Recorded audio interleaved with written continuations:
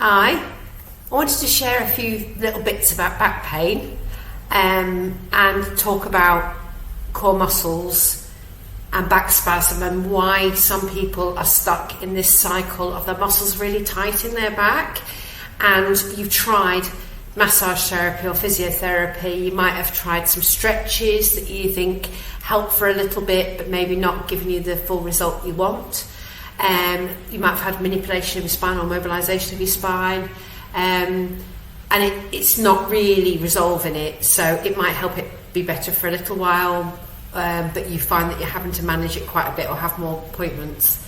Okay, now, as I've said probably loads of times in videos, that as a physiotherapist focus on, like a lot of health practitioners, on finding the cause of the symptoms, so what's actually giving you pain, and that's fine, okay, but what we want to do is think about why does it go round and round in circles, and why are you only getting this temporary relief. So I'm going to attempt to draw it, hopefully you can see this on camera. So this is me, should have gone to art school, look, okay, and hopefully you can see it in the camera, yeah you can. 3, 4, 5. Right, there's your spine. Right, your tailbone. Okay? Now, here's your hip joints. That's the hips that carry you. We talk a lot, or lots of people talk about core stability and core muscles. So most people are aware that there's some in your hips and your pelvis, and there's some in your spine. There's also some in your shoulders, but we're not going to talk about them today. Now, these are the bones of your spine, so these are the bits that you can feel if you press on your spine like that, that's what you can feel. This is your lumbar spine, of which there are 5 vertebrae. And they sit one on top of another. And when you bend, twist, lift, pull, push, go walking, whatever you're doing activity-wise, is that there's a set of muscles deep inside your spine, in here, and in your hips and pelvis that work automatically in response to the demand you put on them.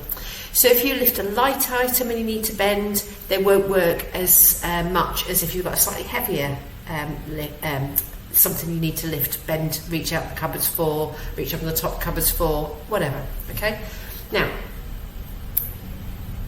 I often see lots of people who've got really tight back muscles here, right? So this is not to scale. Let these lines here, either side of your spine, represent these big muscles, okay? They start here and attach up here, right? So you can see that these muscles work either side of your back. They're quite superficial, so you can feel them. Now, there's little muscles inside your spine, these core muscles, all right? Now, there are some that attach, that are individual muscles that go, this is the back of your spine, all right? They go from each joint to joint.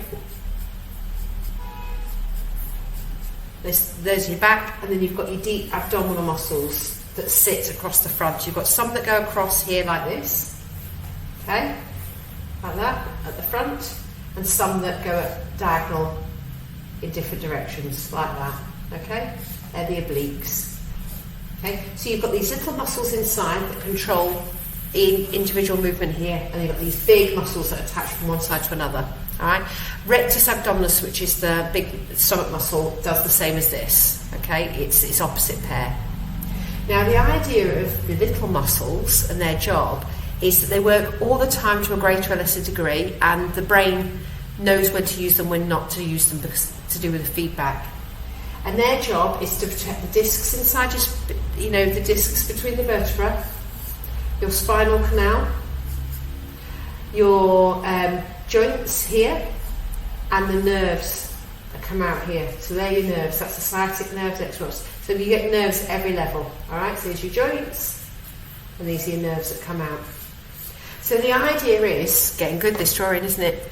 The idea is that these muscles allow you to bend and straighten, twist and turn, reach up, pull out, go for a walk, and whatever you want to do is that they allow these joints to move, but they create a stiffness and protect these structures, discs, nerves, joints.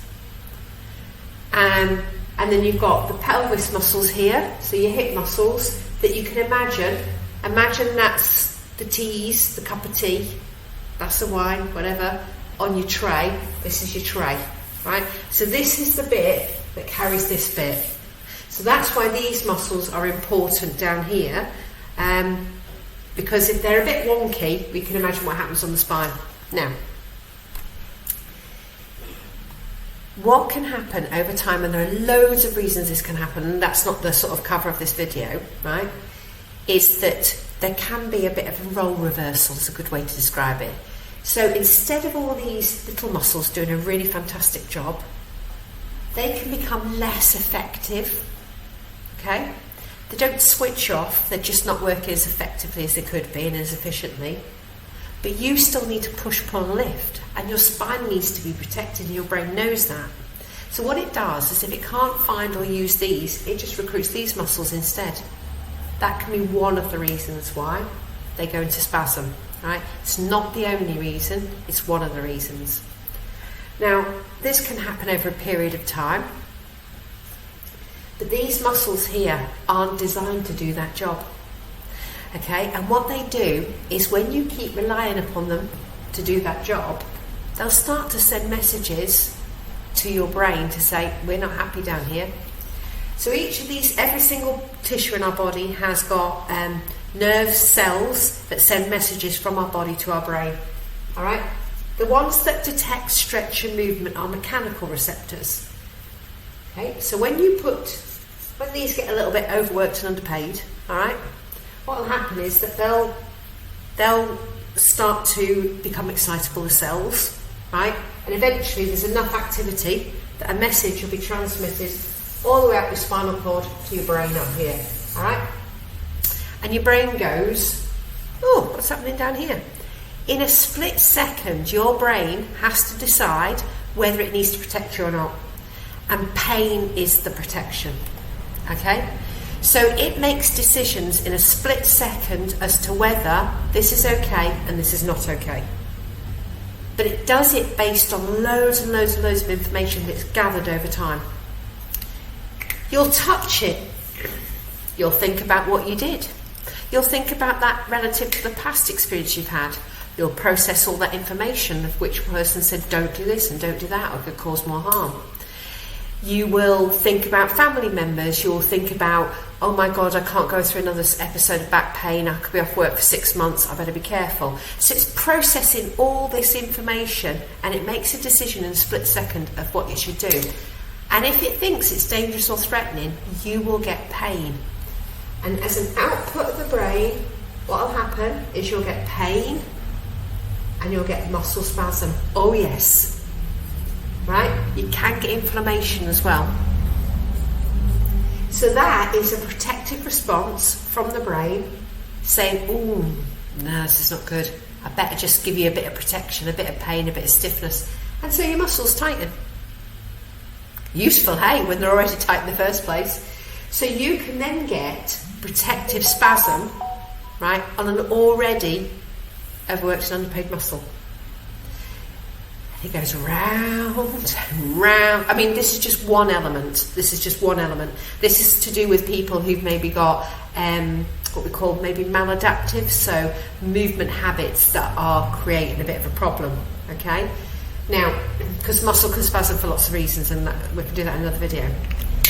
So, you go in, you have your massage. Your therapist might say to you, oh, your back doesn't move that well. Well, it probably doesn't, because this lot over time, when it contracts and shortens, will stiffen this movement, okay? And then you start to get complaints from this lot here as well, going, oh, we're not moving very well here. Oh, that's a bit stiff. You can get uneven movement in the segment, so you might get a lot of movement at this bottom too, and not a lot at the top. So eventually these joints start to complain and go, ooh, we're under pressure and overworked, and it goes round and round. Okay, now, so fair enough, someone might have identified that your muscles are really tight or your joints aren't moving very well, so they give you some stretches. We're not really dealing with the problem. We're not dealing with why it's happening in the first place. Okay? And that's where the underlying issue is now.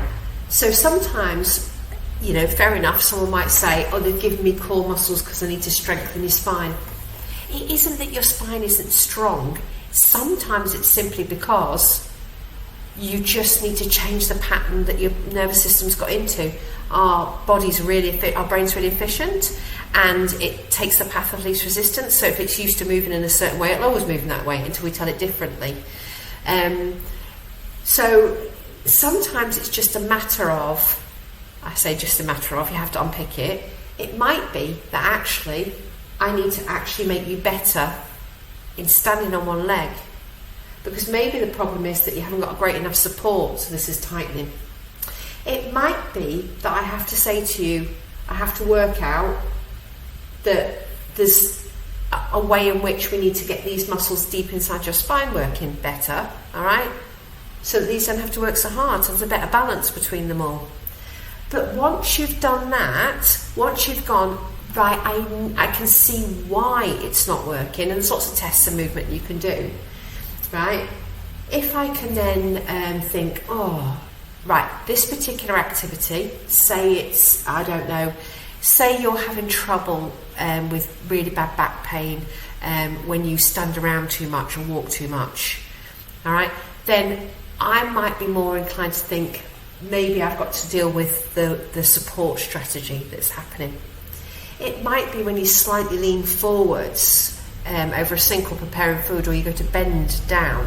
It might be that actually what I need to do is improve the muscles, because as you bend slightly forward, gravity's acting on you. So then in order to stop you from falling over, these muscles have to work to support you. So again, it would be this set of muscles and the deep abdominal ones. But it's no use just doing bridge, because if you do a bridge exercise, that might be great, but you might not be doing it in the best way.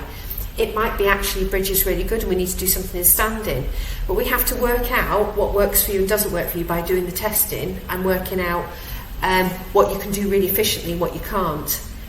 And the good thing is that once you've worked that out and you've retrained your nervous system to recruit it, it's done. It's forever changed, forever improved, because your brain goes, when you go to do that walk, when you go to do that standing around, when you go to leaning over, you reprogram the nervous system to recruit in a better way, to fire up the right muscles in the right way. Yes, you might need to do a bit of strength with it as well, but your brain will go, right, we need to use this lot. No need to use this lot. And there you go, you've broken the cycle.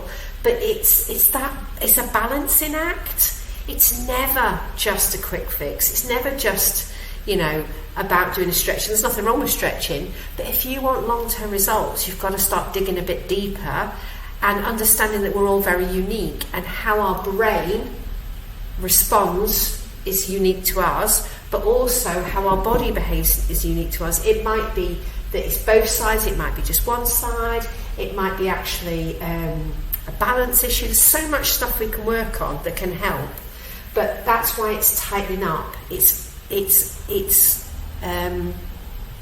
compensating, maybe, would you say? It's just using these muscles, and you can imagine, can't you, why you might get back pain, apart from you might get pain from these muscles which are not happy to do this job, and that's what they're designed to do, right? You might also, because if you think about mechanics, when the muscles work over one joint over another, then each muscle controls each segment. When this muscle contracts, it's only working on these two joints. When that one contracts, it's only on these two joints. When that tightens and that shortens, it compresses, doesn't it? So if that's happening, you aren't going to get that lovely segmental bend with each vertebra moving one at a time nicely in a coordinated pattern.